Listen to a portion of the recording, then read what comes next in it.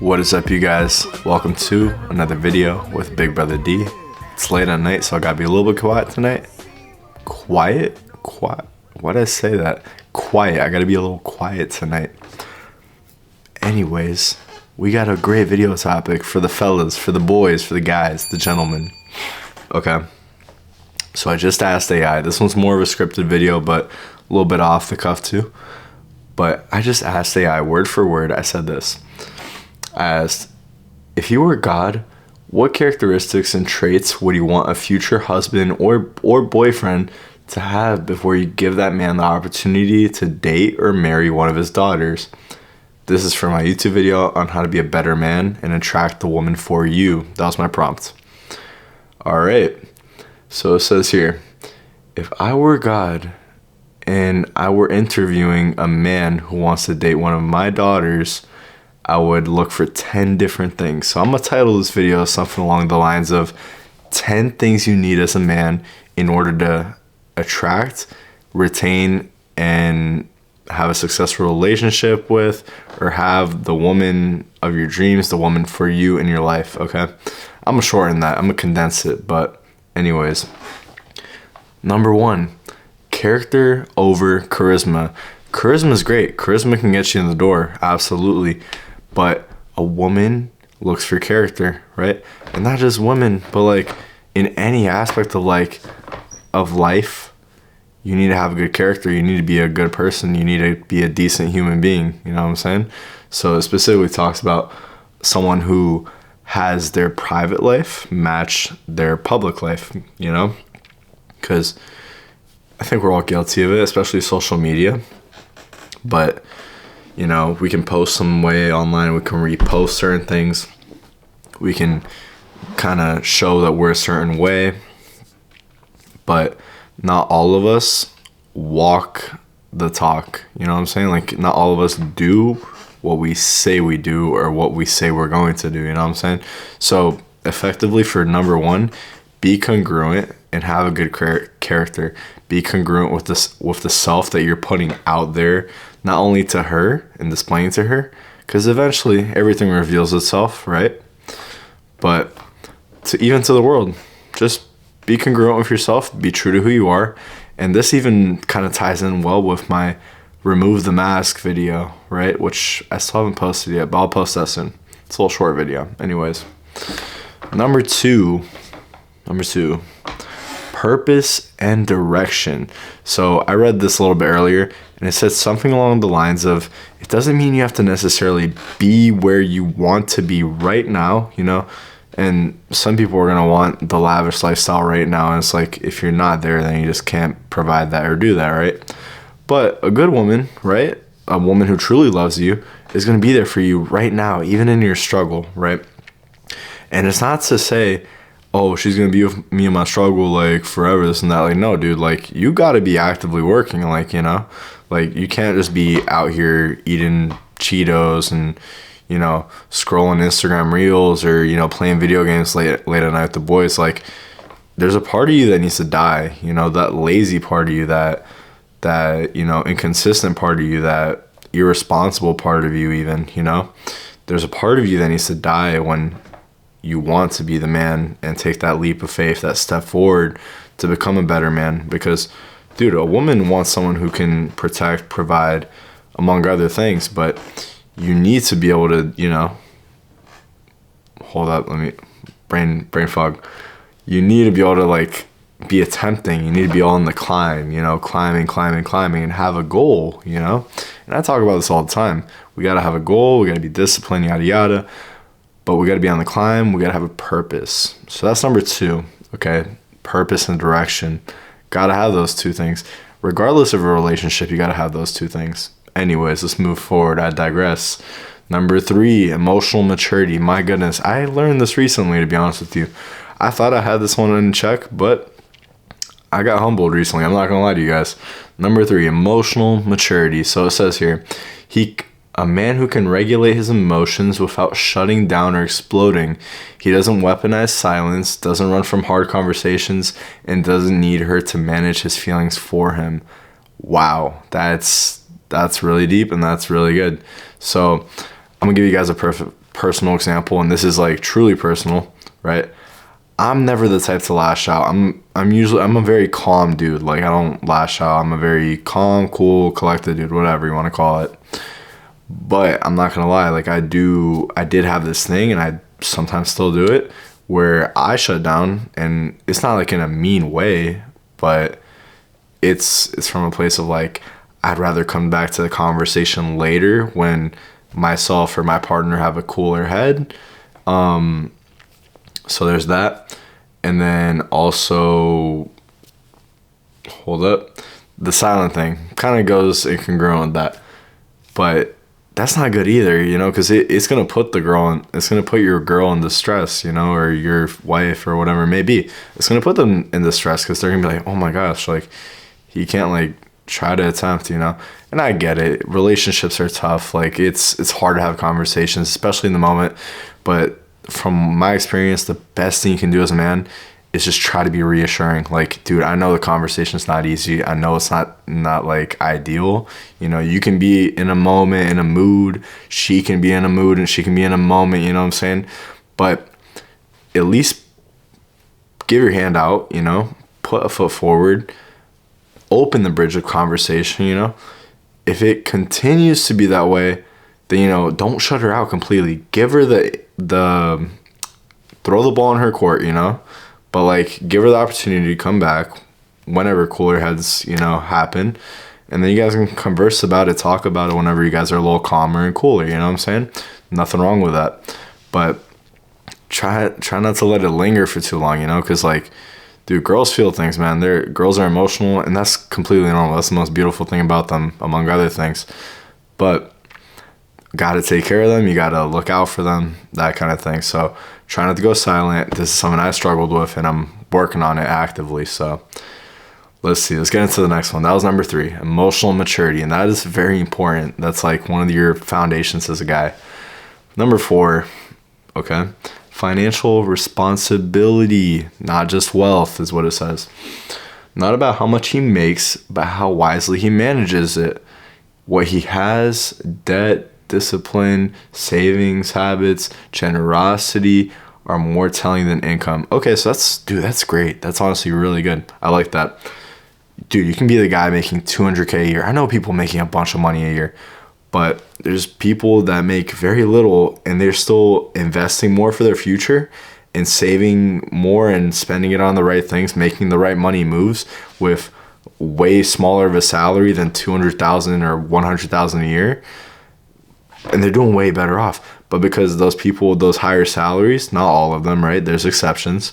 But there's people with higher salaries, you know, that got used to lifestyle inflation where they got the nicer car, you know, they let debt accumulate, you know, they started swiping the credit card willy-nilly, they invested irresponsibly, whatever other things. This isn't a video about financial literacy. That's not the point. But it's the premise of you as a man need to know how to manage your money. I'm not perfect at this, but it's something we got to work on, you know? So try to, at minimum right now, I'm not sure how old you are. I'd like to assume my audience is anywhere from like high school aged men to, you know, maybe in their 30s. We'll see. That's like my rough guesstimate. Anyways, for basic financial advice, try to save some after you spend. Basically save a little bit more every month, you know, so you can have a rainy day fund. Be protected, protect yourself financially.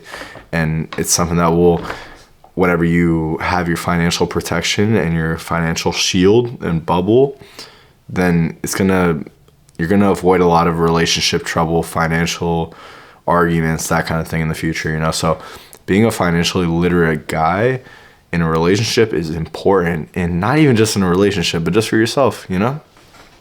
So these are very reasonable so far. I'm liking these. Number 5, how he treats people who can do nothing for him. Wait staff, strangers, his own family. This reveals everything. Kindness that's only reserved for impressive people isn't kindness, it's strategy. Wow, that's deep. That's deep. That's actually really good. I like that. So it kind of goes together with that whole thing of like, you can't hide your personality forever. They're gonna get some, hold up. They're going to get to know who you are and the real you in the future, you know? So it's better to be congruent, like I mentioned earlier, and be true to yourself the whole time, you know? But great example, waitstaff, treat them with respect. The janitor, treat them with respect. The kids that teach at jiu-jitsu, dude, we literally talked about this the other day. We literally said it doesn't matter who it is, treat them with respect. I gave those 2 examples: waiters, janitors, teachers, your mother, your father, your teacher. Oh, did I say teacher? I did say teachers. Anyways, you guys got my point. Treat people with kindness and respect. It doesn't matter your status level. I don't care if you're the president. I don't care if you're a janitor. I don't care. Treat everyone with respect, you know? Okay, let's see here. Spiritual groundedness. Something anchors him beyond his own ego, desires, whether that's a deep faith, values, or a moral code. He has a North Star that he actually submits to. Okay. I really like that. That's actually really good. So, put it simply, I want to look up to God. I have things that I look up to and people that I, you know, feel like I'd rather align with mentally, you know, like when you're growing up, for example, you watch these movies, you know, like you see The Lion King, or you see Spider-Man, or you see Superman, and all these characters that you see growing up in these movies. You see Rocky, you see Creed. Those are another 2 favorites of mine. But you see these characters and you're like, dang, I want to be like them, you know? Like, they're your heroes, you know? So you can have your heroes, you know? You can have God, another hero, you know what I'm saying? But that's your North Star, you know? Like, have something, someone, like, God is that something in someone that's way bigger than you, than everything in the universe and everything around you, you know? He is your purpose. He's everything. So it's good for everyone to have their God in mind, in their heart, and pray to him, you know, that kind of thing. I'm not going to go into deep with that because I know some people aren't religious, but anyways, I respectfully like ask you guys to at least try to look into that kind of stuff, because I think it's so valuable. You have a relationship with God, it makes you better as a person. You're going to develop, among other things. But even having just great role models, you know, if your father's a great role model, I know my dad is.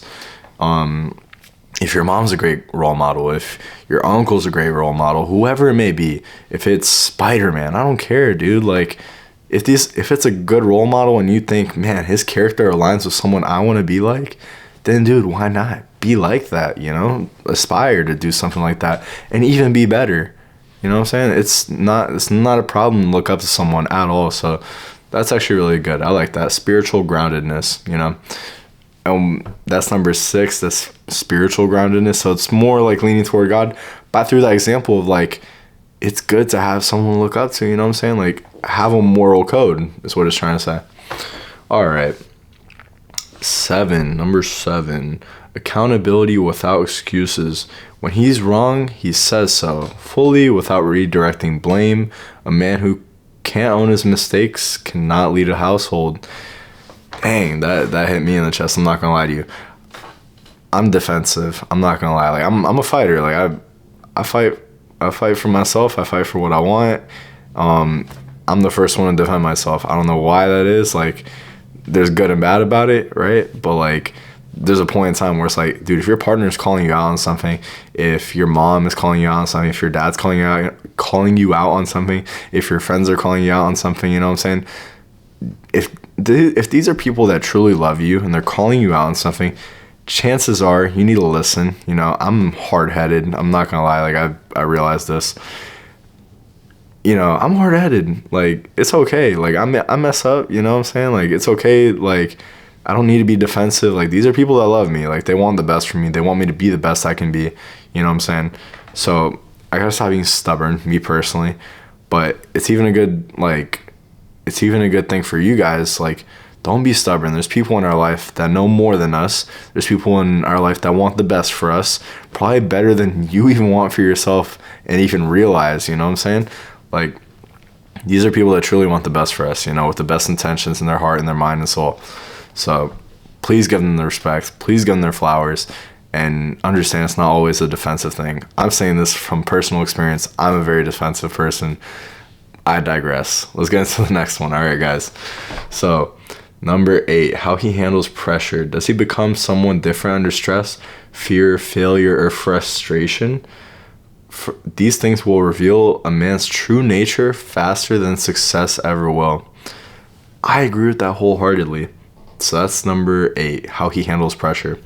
Guys, I had the privilege of doing jiu-jitsu at a young age, combat sports, wrestling, Muay Thai, jiu-jitsu, all these things at a young age, and I've been doing them ever since. So I felt pressure. I've been in a ring against another man trying to knock me out.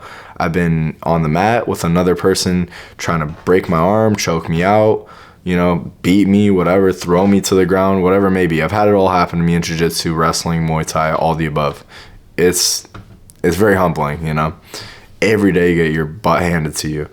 Anyways, dude, pressure is stress, is all these hard things are going to happen in life, And a woman, right, your girlfriend, your wife wants to know that, okay, my man, right, my husband, my boyfriend can handle stress. Like, if anything happens to us, I'll be okay because I know my man's got it. Like, I know my boyfriend, my husband's got it, like they're going to watch over for me. They're going to watch out for me, you know what I'm saying? So you got to be a leader as a guy, right? Like you got to be able to deal with stress, because things are inevitably going to happen, Bills are going to come. Financial stress is going to be there, right? Family arguments, issues, whatever it may be, or just life gets in the way sometimes, dude. It's going to get in the way, and it's all about how you deal with it. You need to be not stone cold, nothing like that, but you need to be able to face life head on and not be phased, Now, don't confuse not being phased with being nonchalant, because nonchalant's a whole different thing. You don't want to be nonchalant. You want to be a man with a proper personality and character, you know what I'm saying? So don't worry about being nonchalant. That's not the point here. You want to be a man who's going to be unfazed by issues, trials, and tribulations, okay? You need to be strong.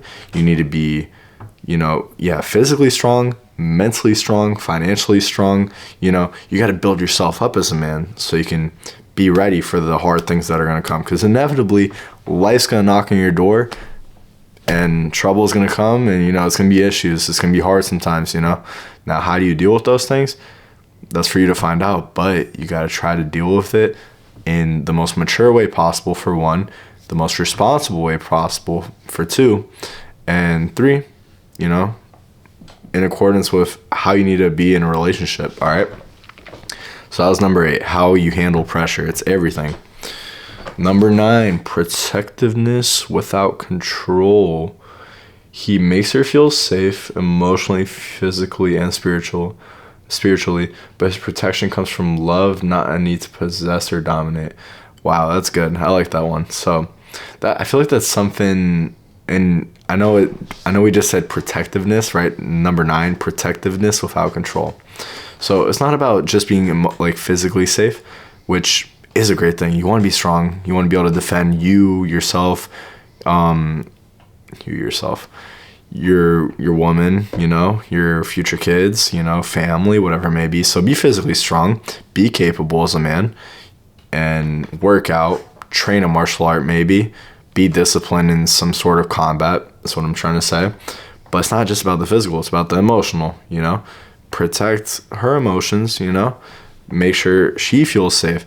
And like I said earlier, I'm gonna re-tag this in.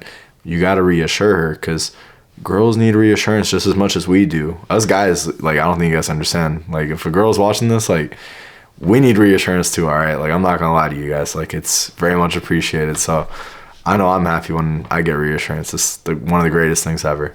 Anyways, you gotta reassure her. It's part of emotional protection for her, right? So that's emotional protection for her, being there, physically protecting her by being physically able to protect in the first place. And then let me see, spiritually, dude, pray over your relationship. Oh my God, dude, I do this all the time. Every night before I go to sleep, I pray about multiple things, but one thing I always pray about too in my prayer is I pray over my relationship. I'm like, hey, God, please protect me in my relationship, you know, that kind of thing. So I add that in my prayer every night. So those are 3 things. And it's not from a place of, oh, I need to possess and dominate this relationship and yada, yada, yada. No, that's unnecessary. That's dumb. So be a man and learn to emotionally, physically, and spiritually protect your relationship and make them feel reassured and be physically there. All right, so that was number 9. Number 10, he loves her specifically, not just the idea of her. He sees her clearly, her flaws, her wounds, her quirks, and chooses her anyways, not an idealized version of her. Check it out, guys. That was great. So number 10, let's reiterate this. He loves her specifically. Amazing. All right, so let's break it down for you guys. Nobody's perfect, okay? You're going to learn as you're dating. Over time, you're going to see the flaws in your partner as they're going to see in you, you know? And guys, I'm 24. I'm still young. Like, I have limited relationship experience. But from what I can tell you guys right now, you guys are going to be dating. You guys are going to see each other's flaws. Things are going to happen, you know, some ups, some downs, whatever. This is how life goes, you know? Simple as that. But you guys are going to see each other's flaws. And you guys are going to, if you guys still want to choose each other after seeing those flaws, that's what matters. That's the whole point. That's how you like succeed. That's how you thrive. You know what I'm saying? And it's like, don't do it with someone that's going to be like toxic to you. You know what I'm saying? Like, don't be with someone that's going to be bad for you. But like, if it's someone that's truly good for you, that has good intentions for you, means the best and truly loves you, then dude, like, if you guys can see past each other's flaws, or not see past, but you guys can recognize each other's flaws and still choose each other, that is one of the strongest things ever, man. Like, not even just like romantically, relationship wise, right? But like just in any relationship, your relationship with your family, you know their flaws, they know your flaws, you know, but it's recognizing at the end of the day, these guys are my blood. These guys want the best for me. I want the best for them. So I'm here with them. This is us. We're here for life. We're locked in. We're tapped in. And that's what your future partner wants from you and deserves from you. All right. So guys, this was a quick, 22-minute video. So I'm going to get to editing this. I'm going to post this.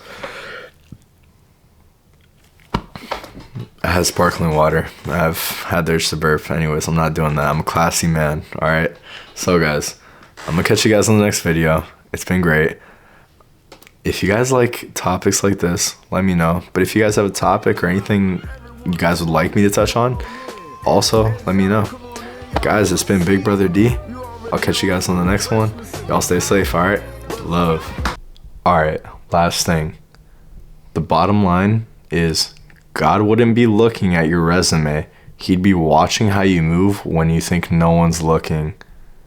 I'm gonna leave you guys with that. Y'all stay safe. Love. Also, I had Brownie in the back, my dog, the whole time. It's 2:05 in the morning. I'm gonna show you guys.